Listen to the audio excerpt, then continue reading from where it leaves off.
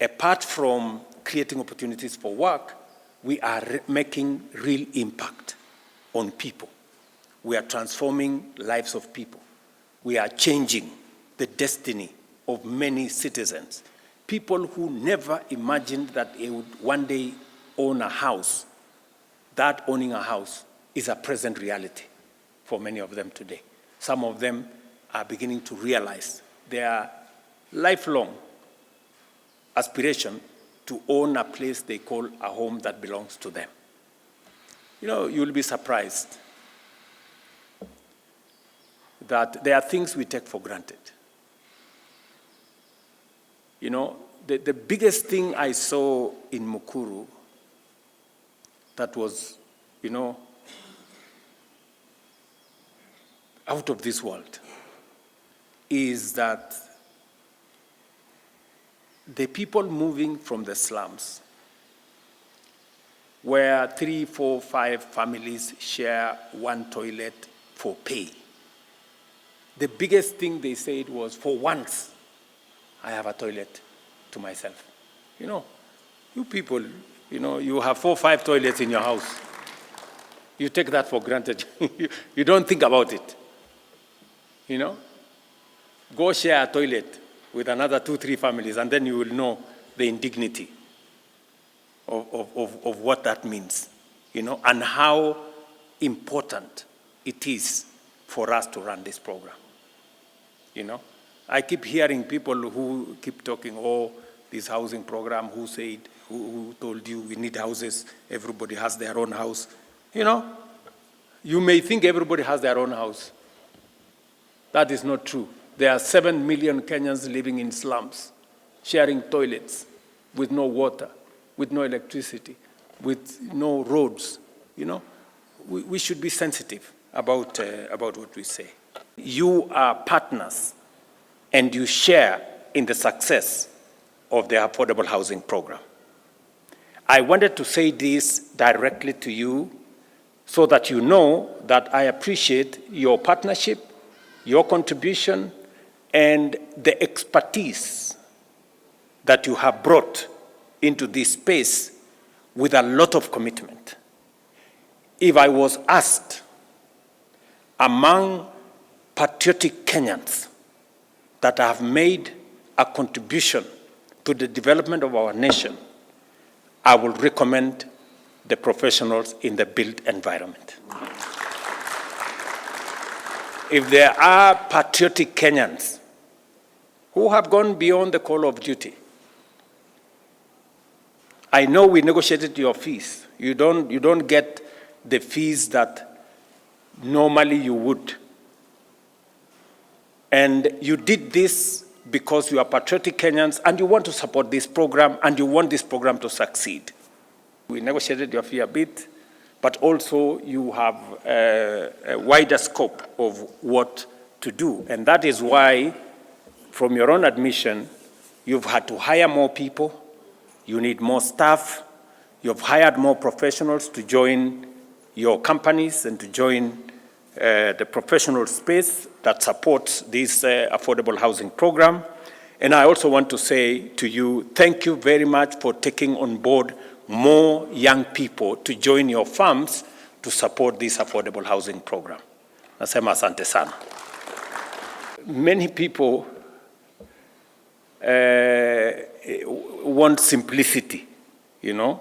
They do not, they even don't believe in numbers. But friends, numbers are very stubborn. Truth is very stubborn. You can say all the lies you want, but the truth will not change. Our inflation was at 9.6 in 2022. Today is 3.8. Fact. Our dollar had gone to 165. Today it is 130 and coming down. Fact. Our foreign exchange reserves was $7 billion in 2022. Today it is $10.8 billion. Fact. You can say whatever you want to say, but facts are stubborn.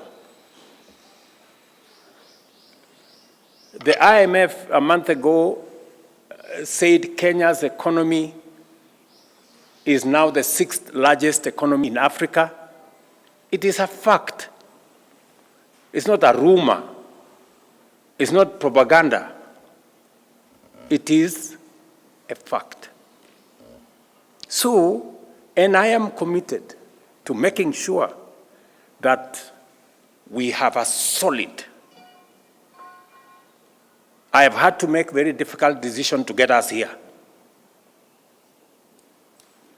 And I have no regret whatsoever that today I can confidently tell the country that our economy is on sound footing and we are going to improve on it. We've not yet reached where I would want us and our economy to be. We're making the right steps. We are making interventions. We're making decisions on how to align our economy so that we can be able to predictably see what the future looks like. I am very clear in my mind on what we need to do with our agriculture to make sure that we create a food security system, deal with inflation, deal with the cost of living, make sure that the cost of food does not cause a crisis. 60 years after independence, we must be sure about food security in Kenya. And we must make the right decisions. So much gets done if people are not bothered about who takes the credit. But it also means it depends on who takes the blame. In this particular case, you know who takes the blame. And I think that is precisely why Hinga was saying that in this space, we need to speak as Kenyans. We must reject this negativity. Our country is a great country, my friends. Let nobody lie to you. You know, when you hear people speak, it is as if Kenya is the worst country in the world. Far from it, I can tell you, we are a great country. Not many countries can achieve what we have achieved. Not many countries can achieve what we have achieved in housing in 1.5 years. Yes, we are a great country. And we must reject those who want to tell us otherwise. That, oh, you know, Kenya is a failed state. Which failed state? Where? Do you know what a failed state looks like? So, let me tell you that my commitment to the transformation of this country is not reversible. Nothing is going to stop me from driving the transformation that is going to change Kenya and take us where we have always wanted to go. From stabilizing the economy, and I want to assure you that we are working meticulously to make sure that our economy is sound. I am very clear in my mind what we need to do on making sure that we have a sound economic platform to work on to drive our transformation. It is not always that you get an opportunity to be president. Yes, it comes once in a lifetime. So when you get that opportunity, don't waste it, right? Because I hear so many people saying, you have taken on too many assignments. You know, you should do some of these now, you should wait, you remain popular so that you can implement some of them some other time. Let me tell you, good people, the transformation of Kenya has delayed for far too long. We cannot wait for a day more, or a week more, or a month more. Let's do it now. and transform our country. And I'm very proud that we have, for example, reduced the cost of importation of sugar by 80%. We have reduced the cost of importing maize by 80%. We will shortly be a sugar exporting country because we are making the right policy decisions. We have increased our production of milk. We have increased our production of tea. We have increased our production of coffee, and we are driving productivity in the agricultural space so that we have food security and so that we can export more and create more foreign exchange. These are things that keep me awake because it is one assignment that I have undertaken that I must do for this country. We have 200 companies here.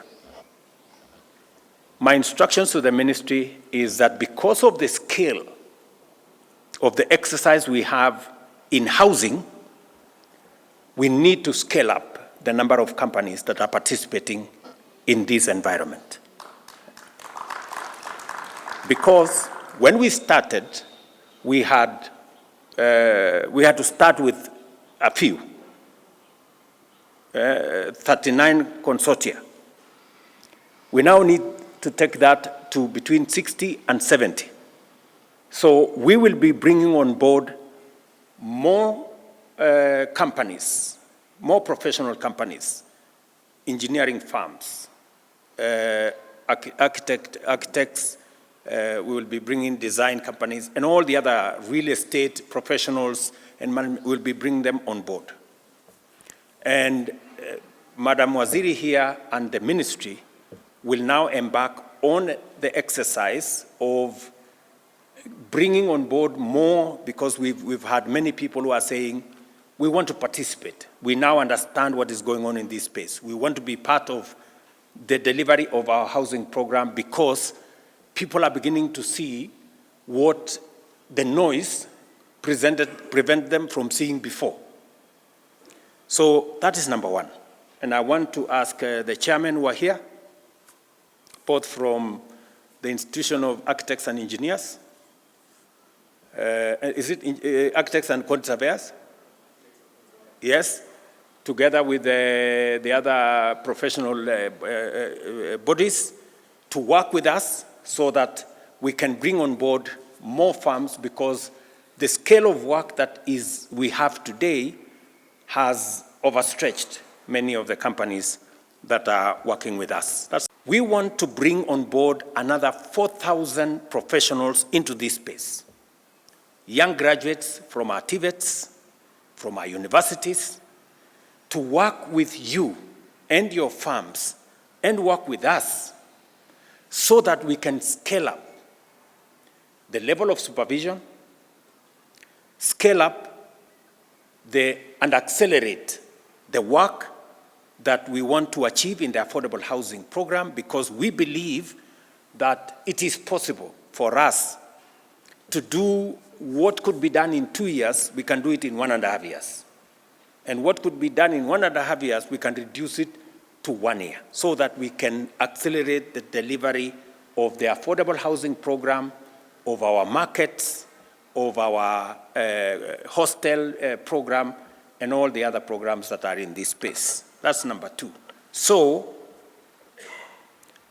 we are bringing on board and hiring another 4,000 graduates, fresh graduates from our universities and TVET, to work with us under your firms so that you can supervise them, and we're going to work out a framework where you take responsibility for what they do and also make sure that they acquire the skills in the marketplace with your supervision, with your support, so that they can acquire the knowledge that is necessary, the competencies that are necessary, the skills that will make them professionals in their space as we create more companies, because I am very sure that your companies will be scaling up. These are the people who you will recruit into your farms. These are the people who will create new farms to work with us in this built environment space. We need to double the numbers. Today we have close to 320,000 people working in the housing program. We need to double those numbers by creating another shift so that, as was said by one of the good people here, we will have 6-1 and 1-6. You know, so that we have, I think we'll have 8 hours between 6-1 and 1-6. 6 in the morning to 1 o'clock, and then 1 o'clock to 6 o'clock. I think that creates us a good balance and then you people will help us, you know, discuss how that is going to be realized, so that we can carry on board the many professionals that are coming out of our TVETs and our universities.